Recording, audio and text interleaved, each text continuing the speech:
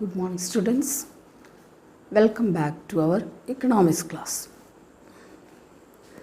We are discussing about the topic infrastructure. We know that infrastructure is divided into two: economic infrastructure and social infrastructure.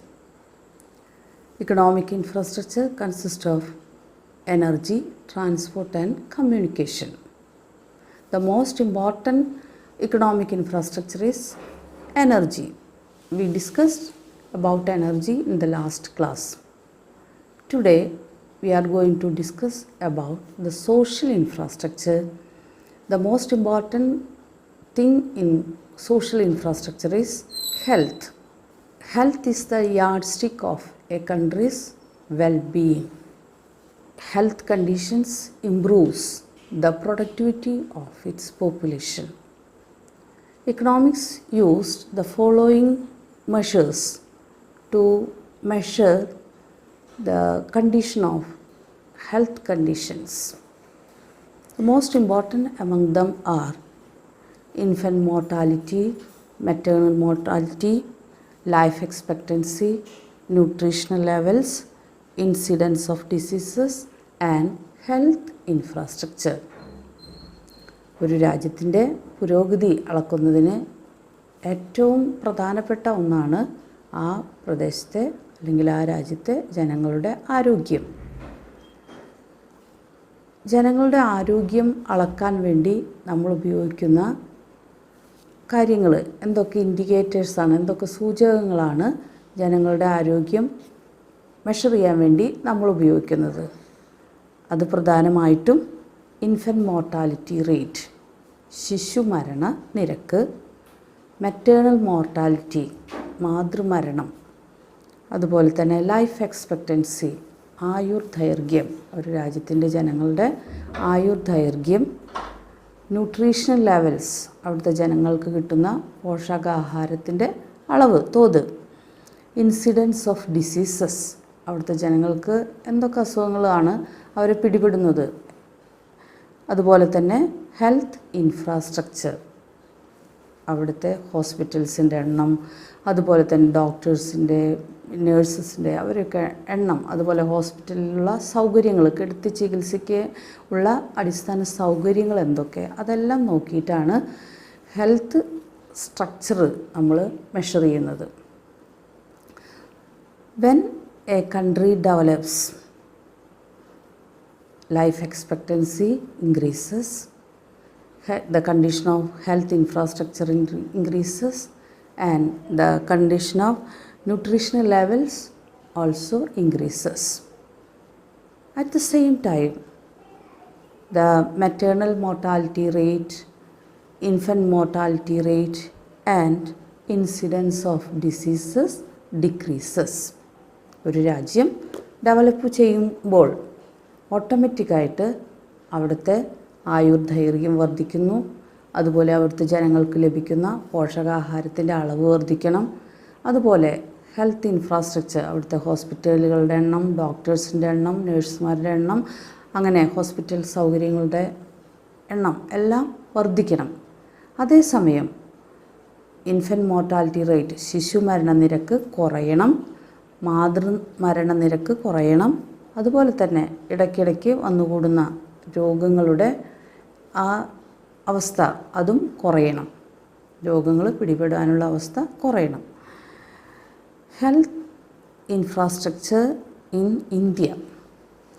Health infrastructure consist of number of doctors, nurses, paramedical staff, the number of beds, medical equipment and adequate medicines. It is very important that health infrastructure should be accessible to all people. ഏറ്റവും പ്രധാനപ്പെട്ട കാര്യം എന്താണ്? Health infrastructure is accessible to all people. ഈ health infrastructure, ആരോഗ്യപരമായ കാര്യങ്ങൾ, അത് എല്ലാ ജനങ്ങൾക്കും അടിസ്ഥാന ആരോഗ്യ സൗകര്യങ്ങൾ എല്ലാവർക്കും ലഭ്യമാക്കുക എന്നതാണ് ഏറ്റവും പ്രധാനപ്പെട്ട കാര്യം. Health infrastructure in India. India's health infrastructure for health care is divided into 3 tiers: primary health care system, secondary health care system and tertiary health care system. Primary health care system includes education about identifying, preventing and controlling diseases. പ്രാഥമിക മേഖലയിൽ വരുന്നത് എന്തൊക്കെയാണ്? Education about identifying, preventing and controlling diseases. രോഗങ്ങളെ കണ്ടുപിടിക്കാൻ, അതുപോലെ അതിനെ prevent ചെയ്യാൻ, തടയാനുള്ള മാർഗങ്ങൾ എന്തൊക്കെയാണെന്ന് പറഞ്ഞു കൊടുക്കുക. Promotion of nutrition and issues relating to water and sanitation. Preventing diseases through promotion of nutrition and issues relating to water and sanitation. Sanitation facilities, അതിനെക്കുറിച്ചുള്ള അറിവ് കൊടുക്കുക. അതുപോലെ തന്നെ ശുദ്ധമായ ജലം ലഭ്യമാക്കാനുള്ള മാർഗങ്ങൾ പറഞ്ഞു കൊടുക്കുക. അതെല്ലാമാണ് ഇതിൻ്റെ രണ്ടാമത്തെ കാര്യം. Maternal and health care system, മാതൃ ശിശു സംരക്ഷണം, അതും ഈ പ്രാഥമിക മേഖലയിൽ ഉൾപ്പെടുന്നതാണ്. Immunization against certain diseases. നമുക്കറിയാം, നമ്മുടെ നാട്ടിൽ പോളിയോ വാക്സിൻ കൊടുക്കുമ്പോഴൊക്കെ അതിനെക്കുറിച്ചുള്ള അറിയിപ്പുകൾ വീടുകളിൽ വന്ന് പറയുന്നു, കുട്ടികളെ അറിയിക്കുന്നു. അതെല്ലാമാണ് മറ്റൊരു കാര്യം. ഇമ്മ്യൂണൈസേഷൻ, പ്രതിരോധ കുത്തിവയ്പ്പുകളെക്കുറിച്ചുള്ള അറിവ് ജനങ്ങൾക്ക് കൊടുക്കുക. പ്രൊവിഷൻ ഓഫ് എസെൻഷ്യൽ ഡ്രഗ്സ്, അത്യാവശ്യ മരുന്നുകൾ ജനങ്ങൾക്ക് അംഗൻവാടി മുഖേനയും അതുപോലെ പ്രാഥമിക ആരോഗ്യ കേന്ദ്രങ്ങളിലൂടെയെല്ലാം നൽകുക. ഇതാണ് പ്രധാനപ്പെട്ട primary health care system. India has A 3-tier system to provide primary health care. This is as follows: sub-centers catering to a population of 5,000. ഈ പ്രൈമറി ഹെൽത്ത് കെയർ സിസ്റ്റത്തിന് തന്നെ 3 മേഖലയായിട്ട് വീണ്ടും തിരിക്കുന്നു. അതിലൊന്നാണ് sub centres catering to a population of 5,000. 5000 ജനങ്ങൾ താമസിക്കുന്ന സ്ഥലത്ത് ഒരു ഹെൽത്ത് സബ് സെൻറ്റർ സ്ഥാപിക്കുന്നു. Health sub centre. Then primary health centres PHCs at the block level. Block ലെവലിലുള്ള പ്രൈമറി ഹെൽത്ത് സെൻറ്റേഴ്സ്, ബ്ലോക്ക് ലെവലിൽ പ്രൈമറി ഹെൽത്ത് സെൻറ്റേഴ്സ് പ്രവർത്തിക്കുന്നു. Then community health centres at district level. District ലെവലിലുള്ളതാണ് community health centres. Then secondary health care. When patients needs advanced treatment, they are referred to the secondary health care system, where they get the facilities like X-ray, ECG, scanning, surgery, etc. കുറച്ചും കൂടി ഉയർന്ന treatment, കുറച്ചും കൂടി കൂടിയ treatment ആവശ്യമുള്ളപ്പോൾ primary health സെൻറ്ററിൽ നിന്ന് നമ്മൾ primary health care system secondary health care സിസ്റ്റത്തിലേക്ക് റെഫർ ചെയ്യുന്നു. അവിടെ എക്സ്റേ സൗകര്യം, അതുപോലെ ECG, സർജറി, അതെല്ലാം നടക്കുന്ന സ്ഥലമാണ് secondary health care centers. Then tertiary health care. These institutions are those at the top of health care and medical education. Medical കോളേജുകൾ അതെല്ലാം ഈ ടെർഷറി ഹെൽത്ത് കെയറിൽ വരുന്നതാണ്. ദേ provide medical care, impart medical education and involve advanced medical research. Medical research നടക്കുന്നതും ഈ മേഖലയിലാണ്. Tertiary health care system. All India institute of medical sciences, national institute of mental health and neuro sciences etcetera are examples. ഇതെല്ലാം tertiary health care സിസ്റ്റത്തിൻ്റെ examples. അപ്പോൾ primary health care സിസ്റ്റത്തിലാണ് ഈ sub സെൻറ്റേഴ്സും 5000 വരെ ജനങ്ങൾ താമസിക്കുന്നിടത്ത് sub centres, then block ലെവലിൽ primary health centres, then district ലെവലിൽ community health centres.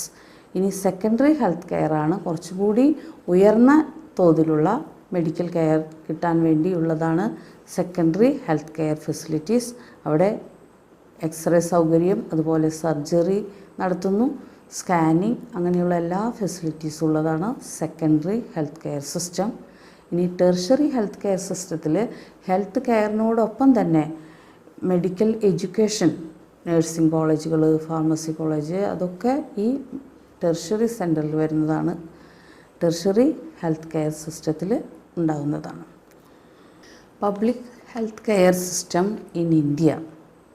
We know that after independence, the number of hospitals in India increased. The number of health sub-centers, community health centers and primary health centers increased tremendously. In 2000, India had 3,000 community health centers and 24,000 primary health centers and 1,40,000 sub-centers. The number of doctors, nurses, paramedical staff, etc. also increased.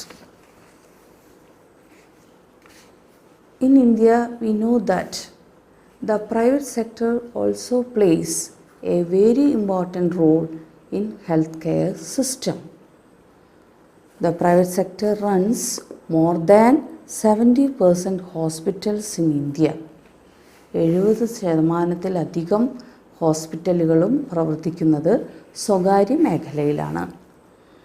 40% of beds available in hospitals are in private sector.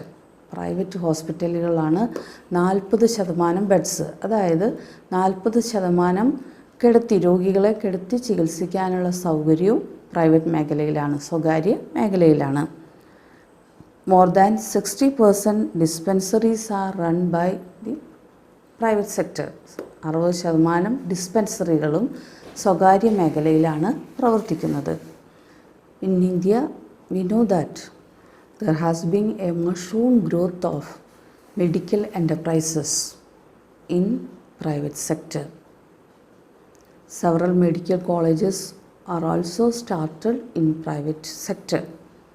The Indian pharmaceutical industry is completely owned and controlled by the private sector.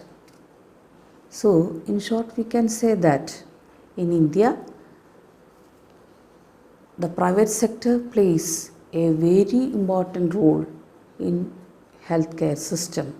They contributed more to the development of health infrastructure in India. Dear students, please study the topic health infrastructure very well. Thank you.